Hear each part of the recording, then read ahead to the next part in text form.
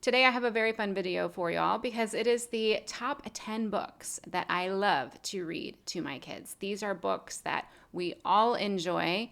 I get a kick out of reading them and my kids get a kick out of listening to them.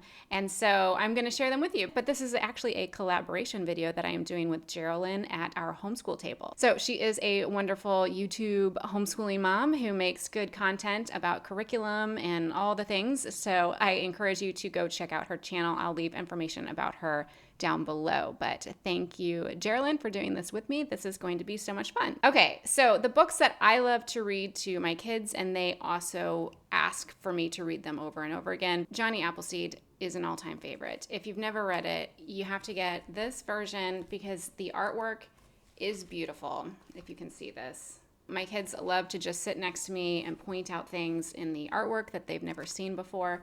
It's written as a poem, so it's just easy to say. It feels nice to say. It sounds beautiful. This is truly a favorite bedtime story that I'll go to the shelf and pick out. Be like, how about we read Johnny Appleseed? This is a good one. And it's all about this man's life who was a Christian, who he's planting apples to help people in future generations, and it's wonderful. So there's also just a song that goes with Johnny Appleseed, which is, oh, the Lord's been good to me, and so I thank the Lord for giving me the things I need, the sun and the rain and the apple seed. Oh, the Lord's been good to me. And we sing that almost every night, whether or not we read this book. And I will say that I started reading this to my kids when they were probably 3 or 4, and we still read it. And my kids now are 7 and 9. So it's good, and I like it. Another one that is just fun, and I had never heard this before until somebody recommended it to me, but it is the Hank the Cowdog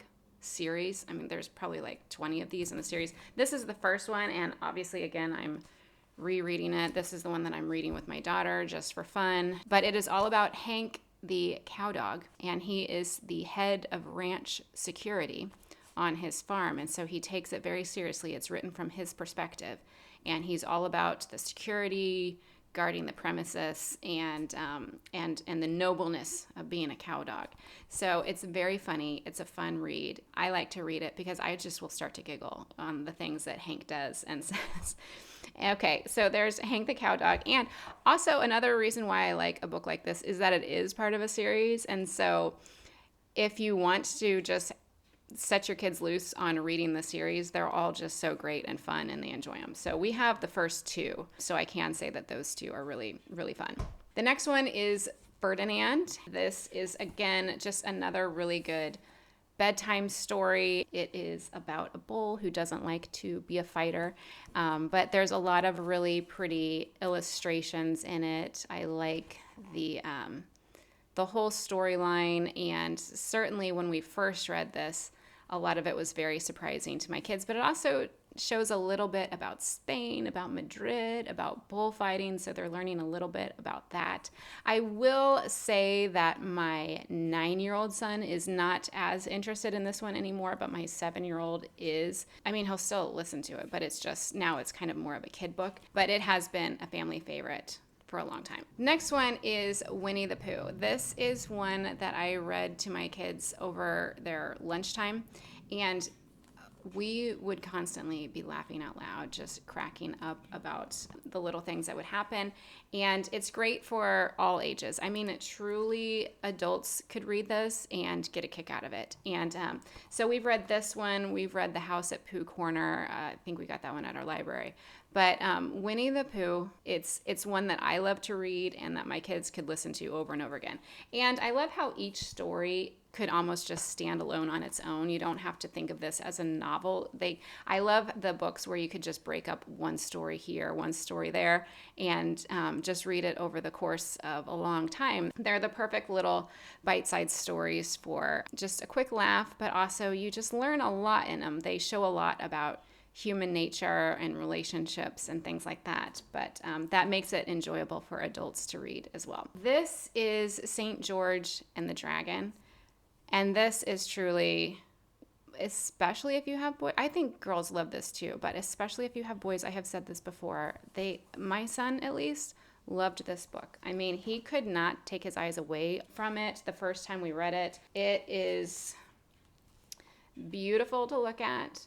It's also beautifully written, so it is enjoyable for me to read aloud because the vocabulary is rich and it's a good storyline, it's a good plot. There's adventure, all kinds of things, and it also just tells the story of St. George of Merry England, the patron saint of England. So St. George and the Dragon, I would get this version that has this beautiful artwork because the artwork is part of it. The artwork is part of what makes it so fun and enjoyable, but it's really just a wonderful retelling of that story. So the next one is Grimm's Fairy Tales, and I got this book. I mean, I'm assuming that you could probably get it on Amazon, but I got this one at a book sale at my library, and my kids love it because the pictures are so interesting to look at. But they are just the true fairy tales that include all of the scary things. But this is probably the book that my daughter in particular asked to read the most. Her favorite is probably Snow White, but she also loves Hansel and Gretel and the Golden Goose as well. And I also don't mind reading it because, again, it's not written for like in a childish way.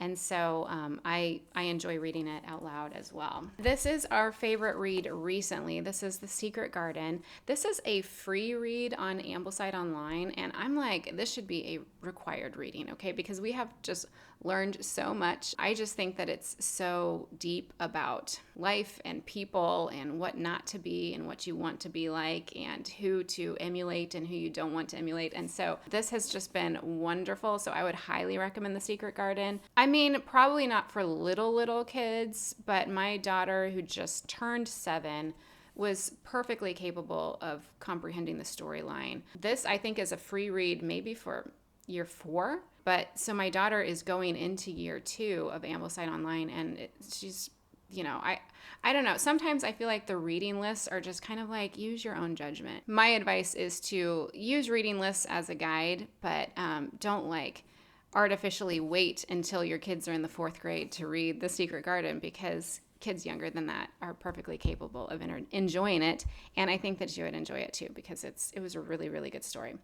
Okay, next one is Aesop for children. My kids love this. I love them as well. They reach for this nearly every morning because they think that it's fun to try to figure out what the moral of the story is, what we are trying to learn from this. So they truly have the grasp on like, this story is to teach us something. What is it to teach us? And they get so involved and so invested in it that just during everyday life, they will comment about like, oh, this is like whatever, The Boy Who Cried Wolf, or what have you. It will remind them of one of their Aesop's fables. So I love this for that reason. Again, I love it because it's something that we all enjoy of all ages. Even my husband was here the other day when we were reading one out loud, and he goes, oh, you know, like he was listening along. He was like, oh, that was interesting to think about. That's how you know that this is for everybody. It's not just for kids. The next one, of course, the series of Narnia, I would say, is a must read aloud. I loved reading aloud all of the Narnia books to my kids. And this is controversial, but I read them in the order that they were published because I just assumed that that's how the author wrote them. So let me read them that way. And so I read them that way. And so then what I would say is one of my kids' favorite is actually The Magician's Nephew, because this is when the story truly came full circle on how Narnia began. And so I would probably say that this was their favorite because we had read the other ones. I love with my kids when we're reading a book that they're going, oh, that's because that was from this thing or that thing or whatever. So this was truly a family favorite. Read aloud The Magician's Nephew, and great during the summertime too. And I will also say that these are on things like Hoopla and Libby. If you just want to have it playing while they're eating lunch or something like that, all of the Narnia stories are just so good. And then the last one is Pinocchio. This one really surprised me on how enjoyable it was for me to hear. I was kind of thinking that it was going to be a kid book, but no, it's like I want to read. I'm actually putting this high on the list of our next read aloud because I last read this to them it was more than a year ago. And so my daughter she probably didn't remember it quite so much. So I kind of want to read it again within this next upcoming year. But Pinocchio has all kinds of different things in it that you can learn from. I mean, truly, it's crazy, but just at a surface level about what it truly means to grow in wisdom and how sacrifice is a part of that. But then there was also parts in it that, I mean, my kids were truly enthralled, where they're just like, why would he do that? And, oh, I don't trust that guy. And, you know, all kinds of things in there where they were just on the edge of their seats in Pinocchio.